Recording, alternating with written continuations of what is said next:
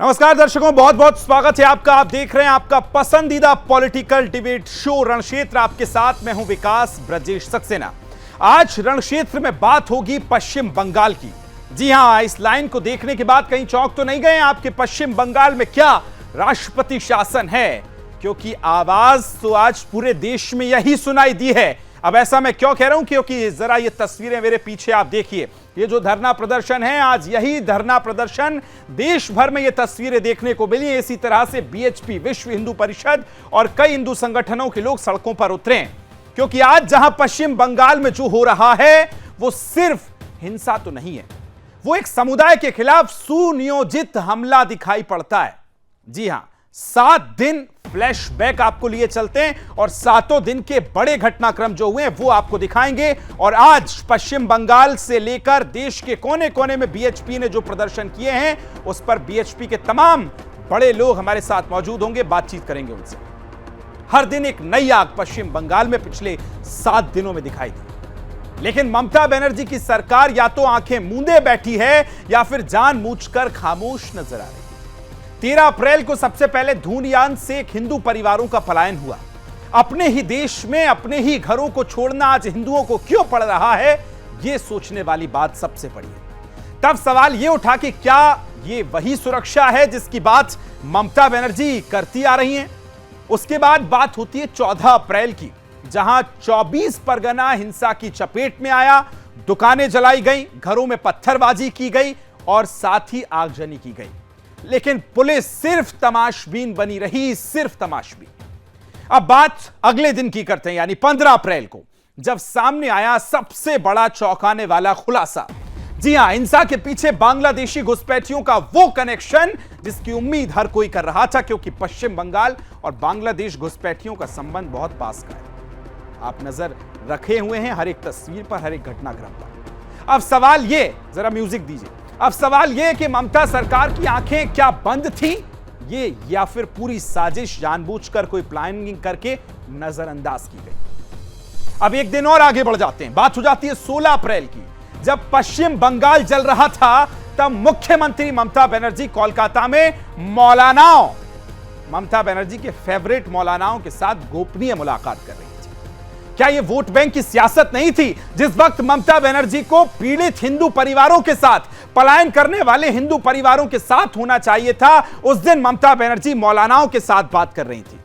यही तस्वीरें आपको उत्तर प्रदेश में भी नजर आई होंगी, जब दंगे हुए थे और अखिलेश यादव ने सबसे पहले मौलानाओं से बात की थी कि कहीं गुस्सा ना हो जाए मौलाना। एक दिन और बढ़ जाइए, बात होगी 17 अप्रैल की, जब हाईकोर्ट में राज्य सरकार ने जो रिपोर्ट पेश की उसमें ना जवाब थे ना समाधान थे और सिर्फ लीपापोती और बहानेबाजी की जा रही थी। आपको दर्शकों ये भी हम बता रहे हैं। 18 अप्रैल की बात कर लीजिए, एक दिन और आगे बढ़ा लीजिए, जब राज्यपाल सीबी आनंद बोस खुद मालदा पहुंच गए हैं। दर्शकों समझिए, जब राज्यपाल को खुद ऑन फील्ड उतरना पड़े, समझना पड़े कि क्या स्थिति है, तो पश्चिम बंगाल की स्थितियां आप समझ सकते हैं। उन्होंने कहा कि हालात बेहद गंभीर हैं, गंभीर हालत, राज्य सरकार नाकाम रही है। और आज यानी 19 अप्रैल को मुर्शिदाबाद में हिंदुओं के साथ बीते दिनों जो कुछ हुआ उसे देखने के बाद आज देश भर में बीएचपी यानी विश्व हिंदू परिषद ने जोरदार प्रदर्शन किया। ममता सरकार के खिलाफ बीएचपी ने आवाज उठाई कि पश्चिम बंगाल में राष्ट्रपति शासन लगा दिया जाए। अब क्या यह मांग जायज है, इस पर भी आज चर्चा करेंगे। लेकिन राष्ट्रीय महिला आयोग और मानव अधिकार आयोग की टीमें भी बंगाल पहुंची, हालात का जायजा लिया। तो उधर बीजेपी युवा मोर्चा ने कोलकाता में हिंदू बचाओ रैली निकाली। बंगाल में हालात बता रहे हैं कि वहां माइनॉरिटीज तुष्टीकरण की पॉलिटिक्स उफान पर नजर आ रही है। क्या यह कानून से सब ऊपर हो चुका है? क्या ममता सरकार अपने ही राज्य में एक बड़े वर्ग को सिर्फ इसलिए अनदेखा कर रही है क्योंकि वो उनका तथाकथित वोट बैंक तो नहीं है? आज जब पूरा देश हिंदुओं पर हमले के खिलाफ आवाज उठा रहा है, तब आखिर क्यों ममता बनर्जी चुप्पी साध कर बैठी हैं? चुप्पी साध कर महिलाओं की सबसे बड़ी हितैषी ममता बनर्जी आज क्यों चुप हैं? यह सबसे बड़ा सवाल है। सवाल तो यह भी कि क्या बंगाल अब सेक्युलरिज्म की आड़ में हिंदुओं के लिए असुरक्षित प्रदेश बन गया है? और इसका जवाब तो आज चाहिए ममता दीदी। आज जो वहां हो रहा है, चर्चा की करेंगे विस्तार से। शुरुआत सबसे पहले एक्सक्लूसिव रिपोर्ट देखिए। मुर्शिदाबाद की सड़कों पर जो कुछ हुआ वह किसी दंगे की तस्वीर भर नहीं बल्कि एक योजना के तहत किया गया हमला था। आस्था के प्रतीकों को तोड़ा गया, घरों को जलाया गया, दुकानों को लूटा गया, लेकिन सब कुछ एक खास समुदाय को टारगेट करके। जी हाँ, हिंदू घर, हिंदू मंदिर और हिंदू व्यवसाय चुन चुन कर हिंदुओं को निशाना बनाया गया। भीड़ के हाथों में ईंट पत्थर थे और जुबान पर सिर्फ जिहादी नारे। क्या यह सामान्य असंतोष था? जी नहीं, यह एक गहरी सुनियोजित साजिश थी जो न सिर्फ बंगाल की सामाजिक संरचना बल्कि भारत की आंतरिक सुरक्षा को भी चुनौती दे रही है। নিজে হাতে বের করে দিচ্ছি ওরাকে, বের করে কি আমাদের জান তো নিয়ে নিচ্ছে। টাকা দিয়েছিলাম 7 লাখ টাকা, দু গাধা মাটি বিক্রি করেছি 3.5 লাখ টাকা করে। 7 লাখ টাকা ছিল, কিছুটা পুড়িয়েছে বাতে দিয়ে, সব নিজে হাতে দিলাম বের করে করে।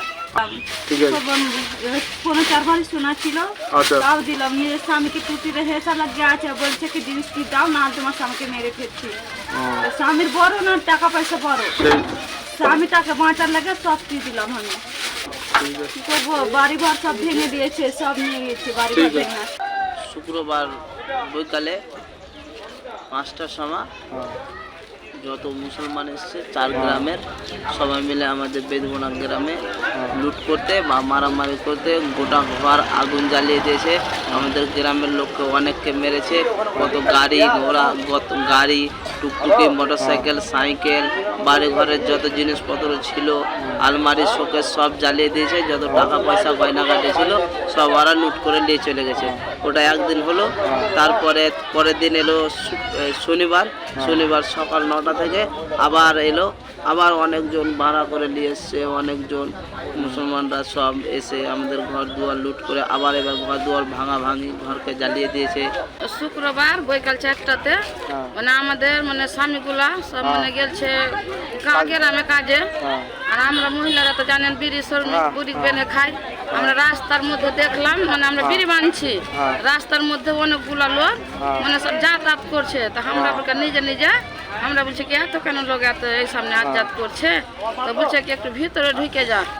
ভিতরে আমরা ঢুকে বিড়ি বানছি, দিয়ে বলছে এবারে সুলিতালার লোক গালা চলে এলো, দিয়ে এবারে দিলে ভাঙচুর করে। আবার সুলিতালার থেকে এবার হিজলতলা, শামশেরগঞ্জ, দিঘরি সব মিলিয়ে একবারে হাঙ্গাম করতে লাগলো।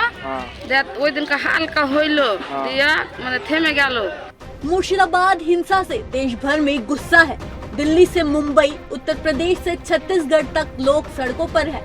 विश्व हिंदू परिषद की अगुवाई में देशव्यापी प्रदर्शन इस बात का साफ संदेश दे रहा है, अब बर्दाश्त की सीमा पार हो चुकी है।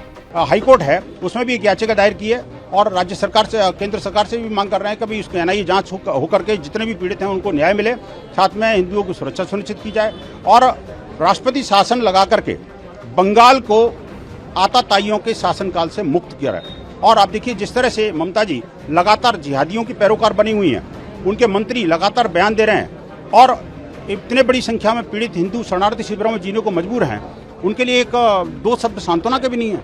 कैसी मुख्यमंत्री हैं? ऐसी मुख्यमंत्री नहीं चाहिए। बंगाल की जनता त्रस्त हो चुकी है ऐसी मुख्यमंत्री से, अब बहुत हो चुका।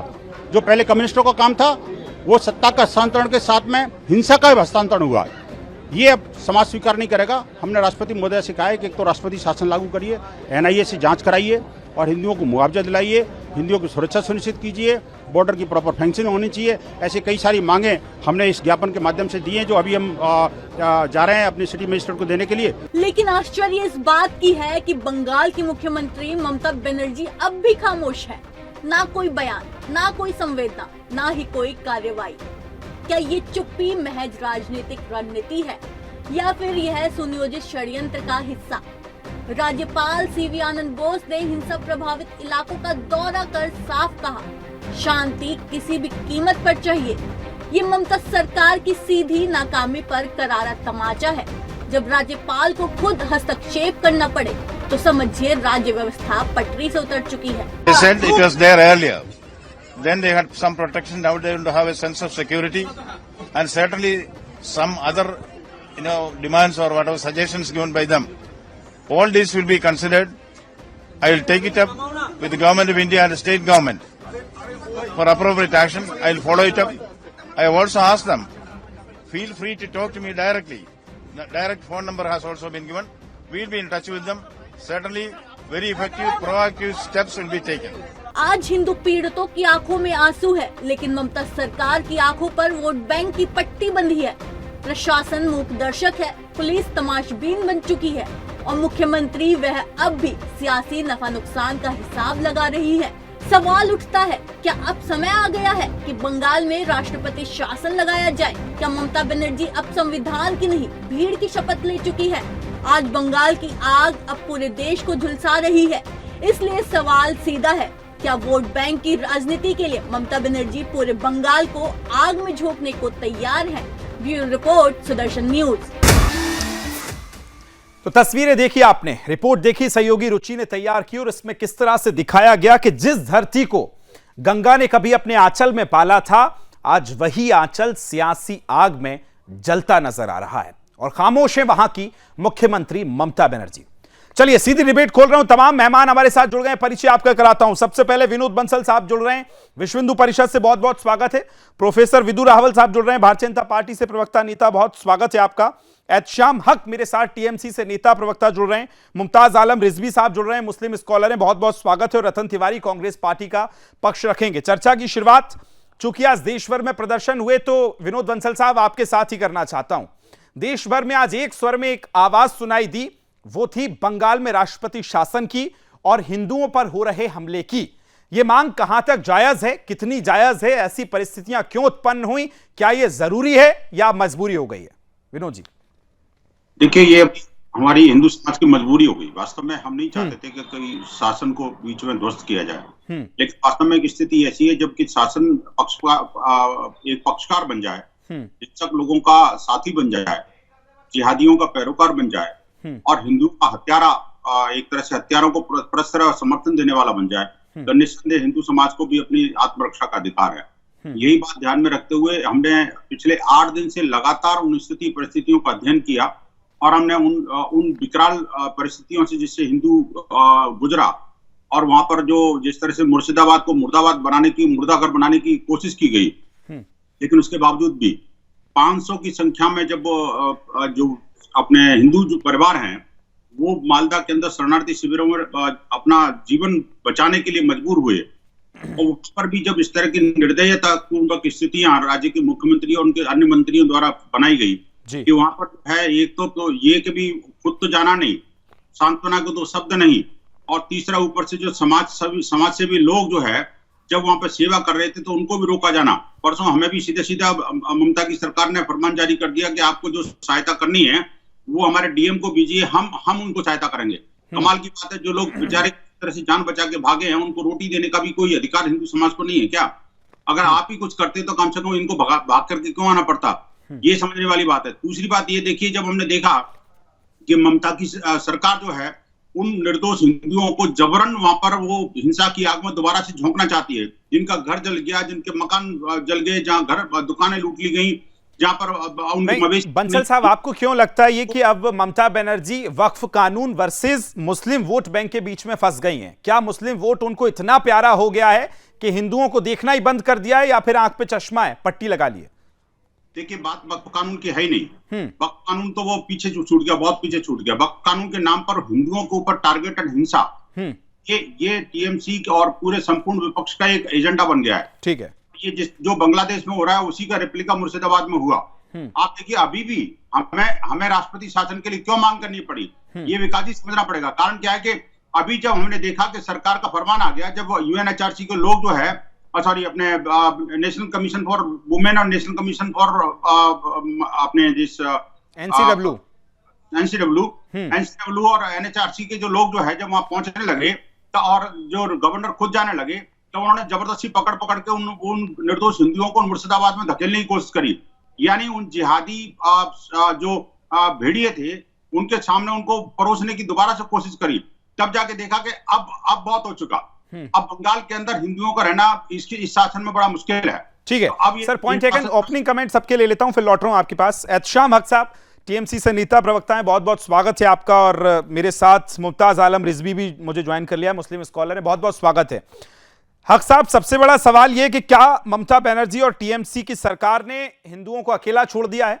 और जिस तरह की जो तस्वीरें आ रही हैं, आज विश्व हिंदू परिषद ने यह कहा कि राष्ट्रपति शासन लगा देना चाहिए, तो क्या वक्फ वर्सेस मुस्लिम वोट बैंक में टीएमसी और ममता बनर्जी उलझकर रह गई हैं? ऐसी स्थितियां क्यों बन रही हैं बंगाल में? एच श्याम साहब जी, आवाज बोलिए, फिर से सुनाई नहीं दिया, सवाल कीजिए ब्रिजेश जी। सवाल तो सर इतने सारे हैं कि आप सुन नहीं पाएंगे, लेकिन फिर भी सुन लीजिए। आज जो बंगाल में राष्ट्रपति शासन लगाने की मांग देश भर में बीएचपी ने की है, सवाल बहुत सीधा सा है, क्या ममता बनर्जी और टीएमसी ने हिंदुओं को अकेला छोड़ दिया है?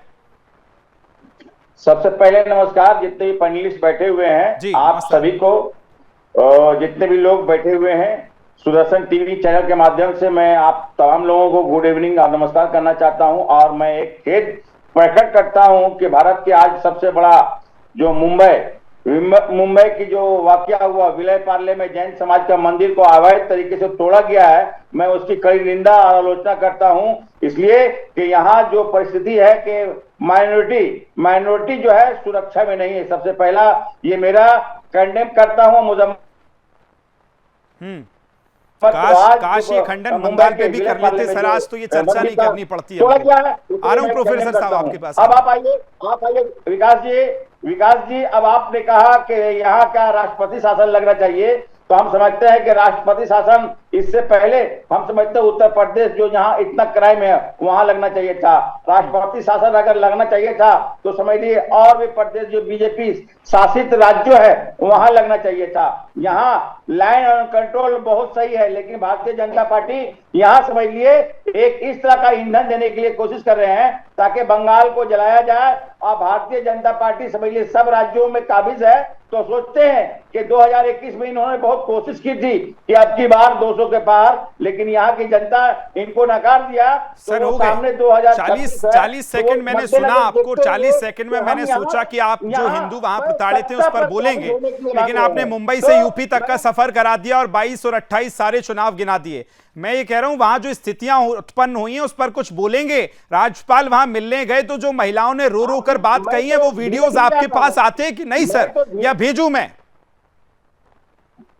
धीरे धीरे आ रहा हूं। मैं तो धीरे इतना टाइम नहीं है ना सर मेरा, वहां की जनता भी यही कह रही है कि आप इतने धीरे चल रहे हैं कि चल ही नहीं पा रहे हैं। प्रोफेसर साहब, विदुर रावल साहब क्या कहेंगे? ये इनसे बात बंगाल पे करो, ये यूपी पे चले जाते हैं, जवाब नहीं देना है कुल मिला के। जहां हमारी माताओं बहनें को निवस्त घुमाया गया, ममता के समर्थक जो है यहाँ प्रवक्ता की भूमिका में है, और ठीक ममता जो कर रही है उसका एक यहाँ पर रूपांतरण हमने देखा है। आपकी डिबेट पर जो चर्चा हो रही है, एक बार शांत करवाइए दंगाबाज को, दंगाबाज हो जाए। हक साहब लौट रहा हूं आपके पास, सबका ओपनिंग कमेंट हो जाए सर, ऐसे इस तरह से मत करिए। बंगाल की सड़क नहीं है सर, डिबेट है सुदर्शन की, प्लीज बोलिए। यहाँ तो जो है कम से कम ऑर्डर चलने दीजिए। चलिए देखिए, बड़ी ही विडंबना है कि इस देश के अंदर जो है इस प्रकार के लोग सत्तासीन बैठ जाते हैं, जो लोग बिल्कुल नंगे तौर पर तुष्टीकरण कर रहे हैं। सत्ता में बैठे लोगों का पहला धर्म जो है ये होता है कि मासूम लोगों की जानों की रक्षा की जाए। अब मैं एक एक करके तंत्र की आपको रोल दिखा देता हूं। ममता की पुलिस ऐसी, आपके सामने आपके टीवी चैनल पर खुद विक्टिम्स ने बताया, पीड़ितों ने बताया कि सुबह 9 बजे जो है दास परिवार फोन करने लगा और शाम को 4 बजे तक पुलिस नहीं आई, जबकि वहां से पुलिस थाने की जो दूरी है मात्र 1 किलोमीटर है उनके हरगोविंद दास जी के घर के से। 4 बजे तक पुलिस नहीं आई, नतीजतन दोनों बापू बेटा को मार दिया गया, रौंद दिया गया किस प्रकार से। फिर ये पुलिस का काम है। दूसरा, जब प्रशासन की तरफ देखती हैं, जब ये कहते हैं कि डीएम के थ्रू भेजना चाहिए, आपके टीवी स्क्रीन पर हमने देखा कि पीड़ित कह रहे थे कि ये जो प्रशासन है ना, इससे ज्यादा डर लगता है, इतना ही दंगाइयों से डर लगता है, इतना ही इनके प्रशासन से डर लगने लग गया है। तो उनके हाथ से क्या राहत पहुंच सकती है? नहीं पहुंच सकती। तीसरा, सरकार जो है एक फंक्शनरी हो गई। सरकार के बारे में तो क्या कहा जाए क्या ना कहा जाए। विकास जी, हम जब देखते हैं कोई क्षेत्र जो अशांत हो जाता है तो वहां पर फ्लैग मार्च निकलते हैं। फ्लैग मार्च किस लिए निकाले जाते हैं? पुलिस या जो भी फोर्सेस होती हैं फ्लैग मार्च निकालती हैं। किस लिए निकालती हैं?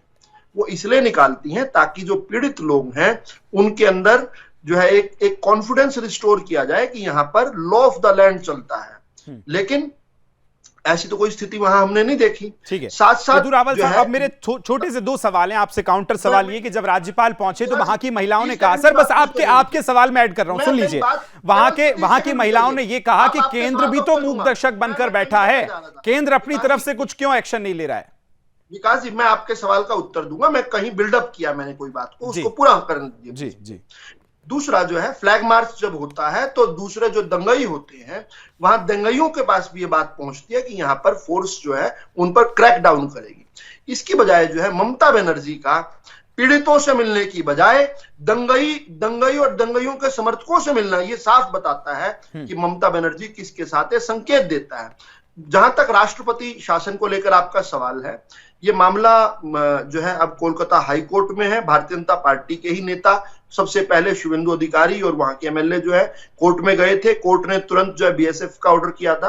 कुछ घंटों में बीएसएफ वहां पर जाकर कंट्रोल कर चुकी थी और हमने देखा कि सेंट्रलाइज जो फोर्सेस हैं उनको लेकर कोर्ट ने कल ही एक ऑर्डर दिया है कि वो वहां पर रहेंगी।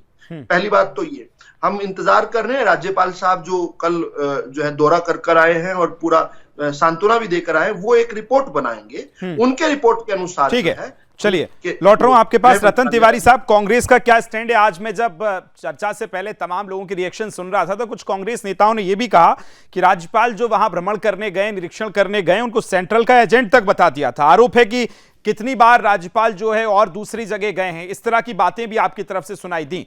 क्या कहेंगे? आज विश्व हिंदू परिषद ने देशव्यापी आंदोलन किया और कहा कि राष्ट्रपति शासन लगे, और दूसरी राज्यपाल के वहां जाने पर आपके जो नेताओं ने प्रतिक्रियाएं दी हैं उस पर क्या कहेंगे?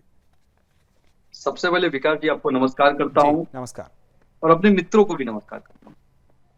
देखिए, जब ये पश्चिम बंगाल की बात करते हैं तो विधु रावल की शब्दों को मणिपुर की तरफ मैं लेके जाऊंगा। ये पश्चिम बंगाल पे बड़ी बड़ी स्क्रिप्ट, बड़ी बड़ी कहानी तो बता देते हैं, लेकिन मणिपुर का जब नाम आता है तो मणिपुर में चुप्पी साध लेते हैं और कांग्रेस पार्टी के ऊपर निशाना साधने लगते हैं।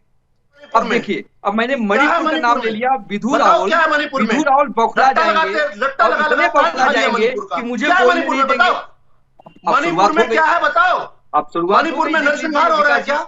मैंने कहा मणिपुर का नाम बंगाल में कौन से दो समुदायों की लड़ाई है?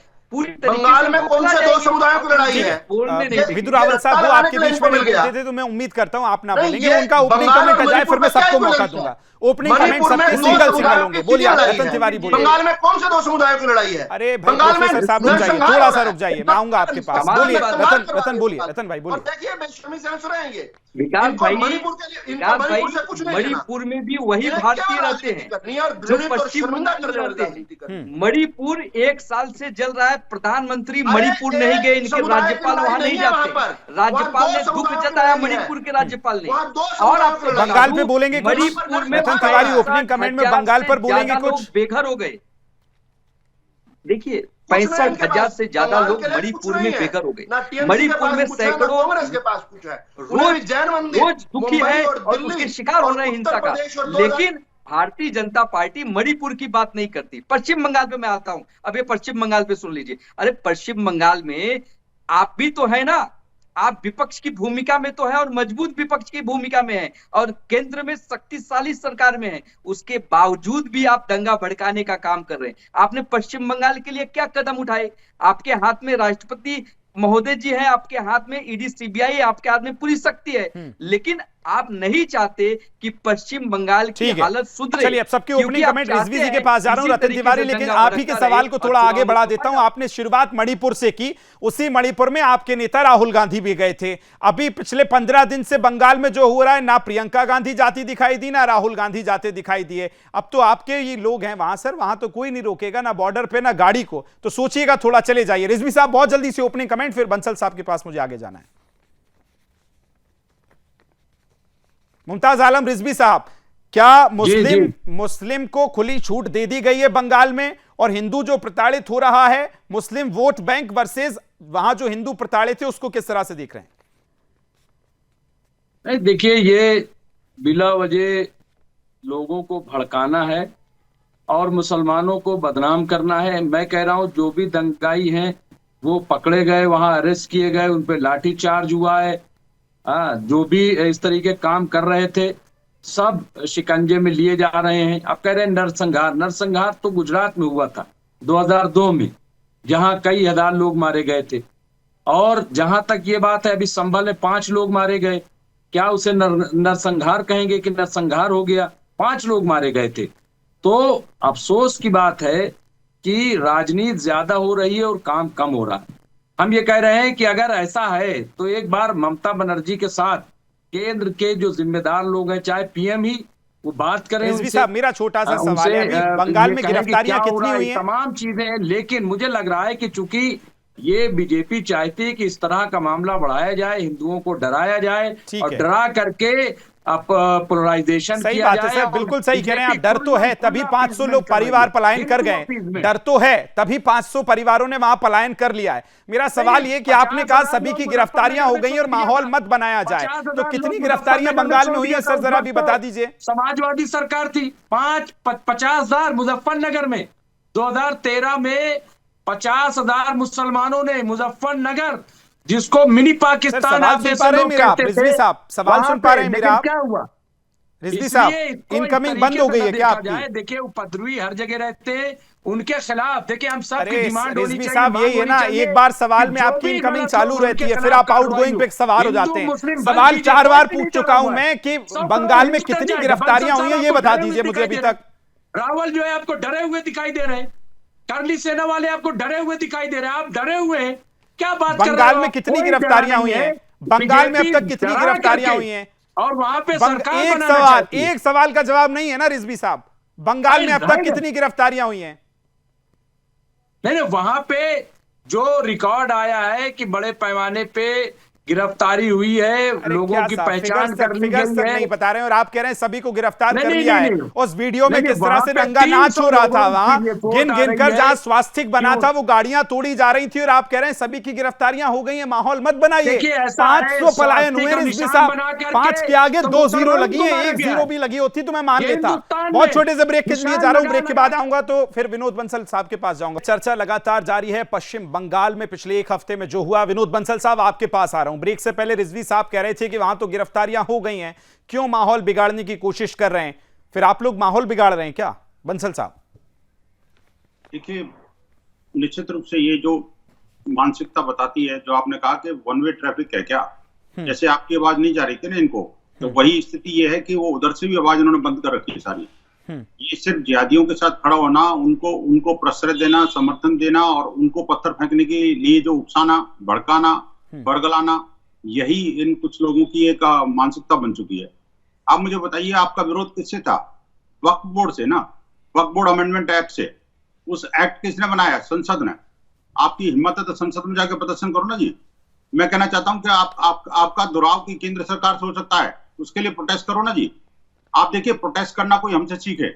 आज विकास जी, देशव्यापी प्रदर्शन था विश्व हिंदू परिषद बजरंग दल का जी। सैकड़ों स्थानों पर हमने प्रदर्शन करके ज्ञापन दिए राष्ट्रपति को, लेकिन किसी एक भी स्थान पर आपको कहीं पता लगा कि कोई गड़बड़ हुई हो, कहीं किसी को पत्थर फेंके हो, किसी को ऊपर हमला किया हो, किसी को गाली दी हो, किसी के साथ अभद्रता की हो?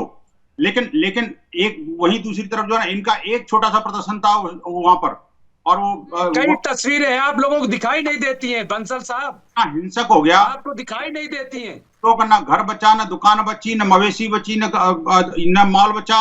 वहां सारा का सारा न सिर्फ तोड़ा फोड़ा जलाया, बल्कि लूटा भी।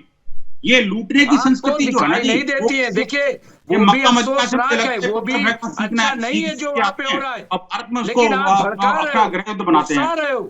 आप मुझे बताइए कि ये जो सरकार बात करे, केंद्र सरकार बात करे ममता बनर्जी से, अब मुझे बताइए कि ये भारत में यदि रहना है तो संसद का कानून मानना पड़ेगा आपको। और ये जिस तरह से ममता के चक्कर में मत पड़ना, ये ममता आपको बर्बाद कर देगी, जो कहती है कि मैं इस कानून को लागू नहीं करने दूंगी।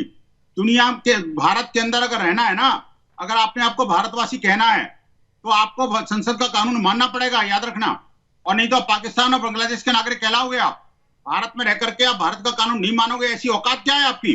मुझे बताइए कि आखिरकार इस विरोध के नाम पर हिंदुओं को मारोगे, रिजवी साहब क्या करोगे? और आप देखिए उनको सारे मुलेमाओं को, इमामों को और वो मुअज्जिमों को मिलाकर के एक सामने तो सल्यूट करती है। आप जानते हो कि ये सही बोल नहीं रहे। तो इसलिए मुझ तक वो आवाज पहुंच रही थी। मैं सिर्फ ये कह रहा हूँ कि जो गलत है वो गलत है, लेकिन आपको सिर्फ, और ये बंसल साहब कह रहे हैं आप नेशनल ह्यूमन राइट कमीशन को जाना पड़ा, जो तोड़ फोड़ करने की बात करते हैं। अभी इन्होंने ऐलान किया है कि पूरे देश में जो आंदोलन करेंगे। अरे भाई आंदोलन करोगे, अरे जाओ ना बंगाल, मांग करो, धरना दो सरकार के खिलाफ। सोचिए पूरे देश में आप क्यों ले जाना चाहते हो इस मामले को? क्या जरूरत है पूरे देश में ले जाने की? मणिपुर के मामले में आप गए थे पूरे देश में, ऐसे जिहादी नेता लगे हुए हैं, गए थे आप पूरे देश में करके और जहाँ होता है टोपियां लगा करके आप गए देश में, करके टीवी चैनल पर बैठ करके खूब सारी वकालत तो करेंगे। बयान आप लोग देते हो बिला वजह। मैं कह रहा हूं, इसको भड़काने की जरूरत नहीं है। लेकिन सवाल रिजवी साहब, सवाल इतना सा है, आप कह रहे हैं कि वहां इस तरह की चीजें नहीं हुई। एक मैं आपको वीडियो बताता हूं, मेरे पास वो वीडियो होगा, अगर होगा तो मेरी सहयोगी रुचि वो चला देंगी। वहां एक जो पुलिस की जिला अधिकारी हैं, महिला हैं, उनके सामने एक मौलाना खड़े हैं और वो टीएमसी के बड़े नेता भी हैं। वो कह रहे हैं अभी तो हजारों लोग आए थे, कल को आप करेंगे तो लाखों भी उतर जाएंगे। ये खुलेआम भा मौलाना चेतावनियां दे रहे हैं। रिजवी साहब, उनकी हिमाकत क्यों कर रहे हैं, उनकी आप तरफदारी क्यों कर रहे हैं? आप तो पढ़े लिखे मुसलमानों में आते हैं, देश के शिक्षित वर्ग में आते हैं। लोग 40,000 मस्जिद में लिए घूम रहे हैं कि इनको हम छोड़ देंगे। ये चेतावनी नहीं है क्या? देश में चेतावनी नहीं दी जा रही क्या? वो तो आपको दिखाई नहीं देता है। नहीं, किस तरह की चेतावनी? किस तरह की चेतावनी?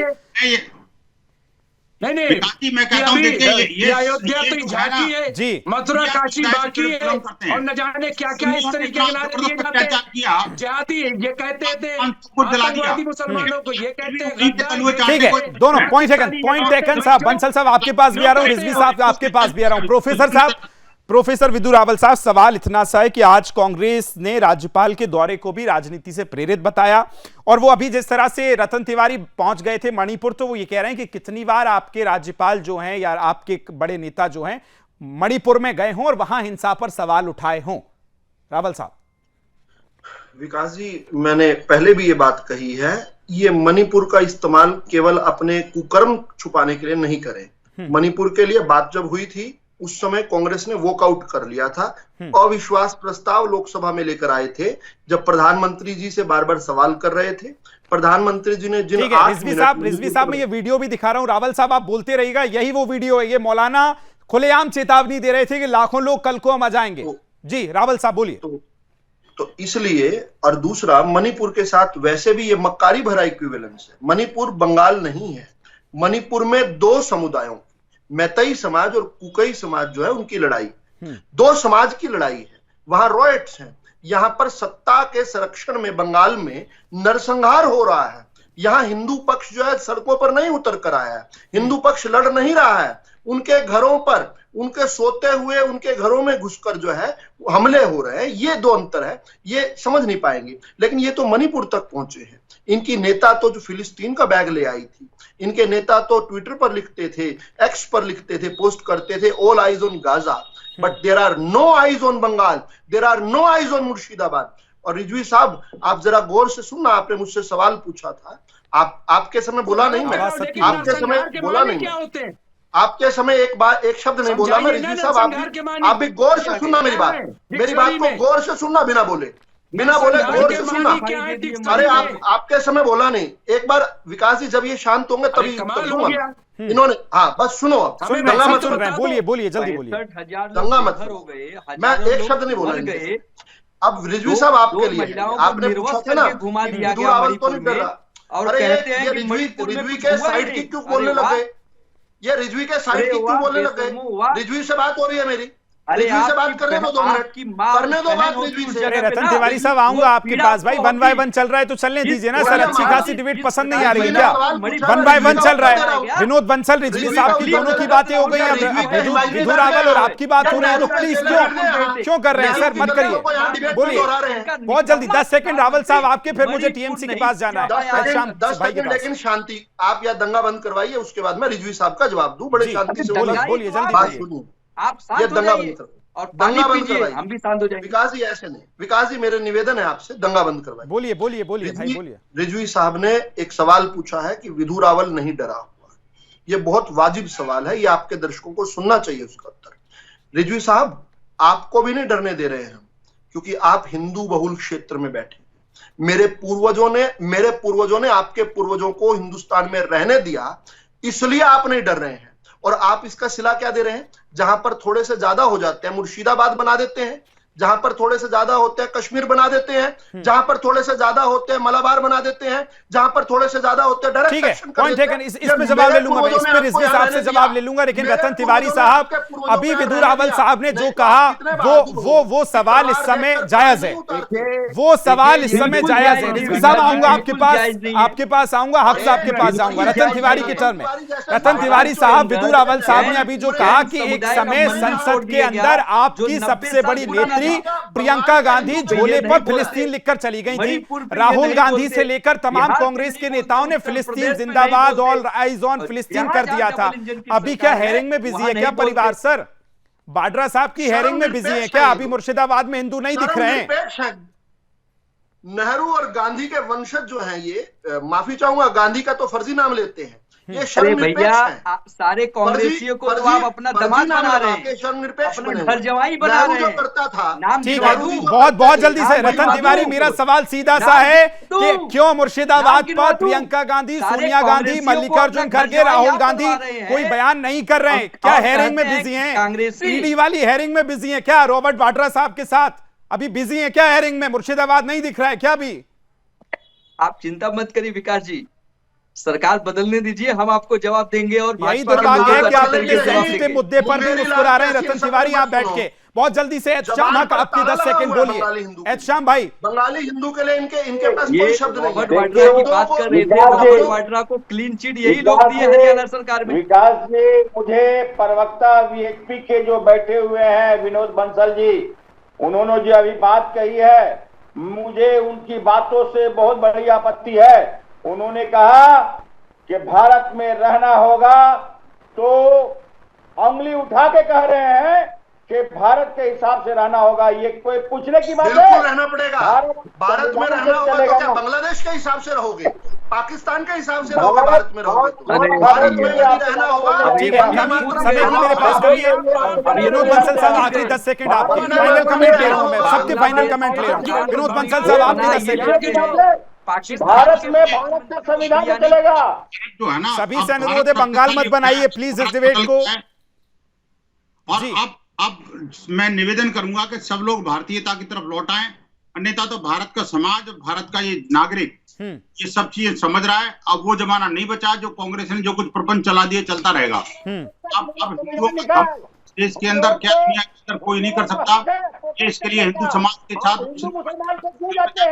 वाकई ये चिंता करने वाली विषय है। और पिछले एक हफ्ते में जिस तरह से बंगाल की जो तस्वीरें आई हैं वो वाकई नहीं आनी चाहिए, क्योंकि जिस धरती ने कभी गंगा को अपनी गोद में पाला है, वहां से आज जो उसका आंचल जल रहा है, जितना आज हुगली नदी में पानी नहीं है, उससे ज्यादा सियासी हवाओं में वहां डर फैला हुआ है हिंदुओं को लेकर। विनोद बंसल जी, विदुर रावल साहब, रतन तिवारी साहब, समक साहब और रिजवी साहब, सभी का बहुत बहुत धन्यवाद मेरे साथ इस चर्चा में जुड़ने के लिए। आज फिलहाल रण क्षेत्र में सवाल यही है कि ये बंगाल में हिंदुओं के साथ होती ये जो तमाम चीजें हैं, उन पर हमले हैं, ये कब जाकर रुकेंगे और कब बंगाल फिर शांति का टापू बनेगा। इसी मैसेज के साथ रण क्षेत्र में मुझे और मेरी पूरी टीम को दीजिए अनुमति। नमस्कार।